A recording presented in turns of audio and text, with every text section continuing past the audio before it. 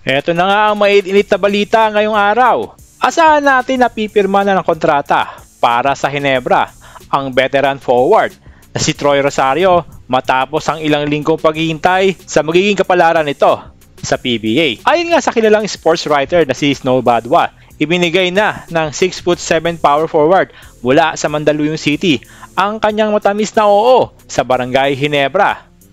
Balita nga na 700,000 pesos kada buwan ang magiging sahod nito, mas mataas di hamak sa ibinibigay ng Blackwater Bossing na 450,000 lamang o maximum salary sa PBA. Si Troy Rosario ay pinili ng Mahindra Enforcer o Terra Firma Jeep noong 2015 PBA draft bilang second overall draft pick sa likod ni Moala Tautua. Pero agad itong ibinigay sa talk and text matapos ang isang 3-way trade. 7 years itong naglaro sa TNT Tropang Giga at noon nga ang 2022 itrinid siya patungo sa Blackwater sa isang 3-way trade na naging dahilan upang makuha ng katropa si Calvin Oftana mula sa NLEX Road Warriors. Nitong Oktubre, nag-expire na ang kontrata ni Rosario sa Blackwater Bossing. Nagdesisyon nga ito makipagsapalaran bilang unrestricted free agent. Marami nga ito nakuhang offer mula sa iba't ibang teams sa PBA, MPBL o maging sa Japan B-League. Sa pagpasok ni Rosario sa Ginebra,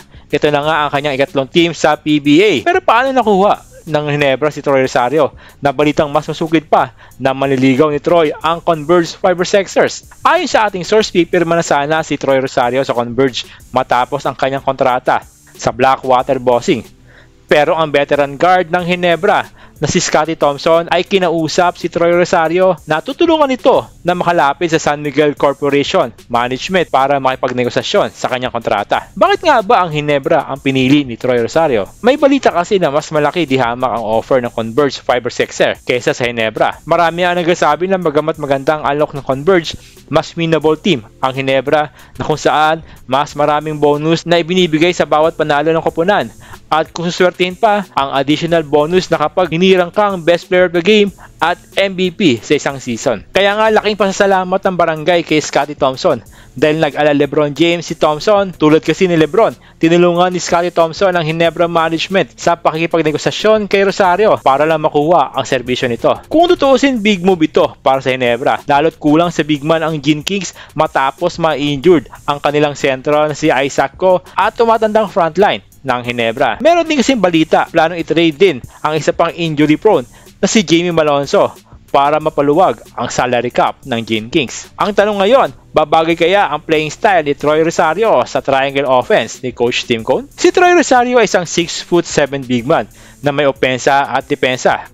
Sa opensa, kaya nitong umiscore sa inside shaded lane, may perimeter shooting at consistent sa 3-point territory. Pagdating naman sa depensa, kaya nitong dumipensa mula sa number 1 hanggang number 4 position. Kaya din itong bumantay ng import na isa din sa naging problema ng Ginebra noong finals matapos manalasa ang malupit na import ng TNT na si Rondae Hollis Jefferson.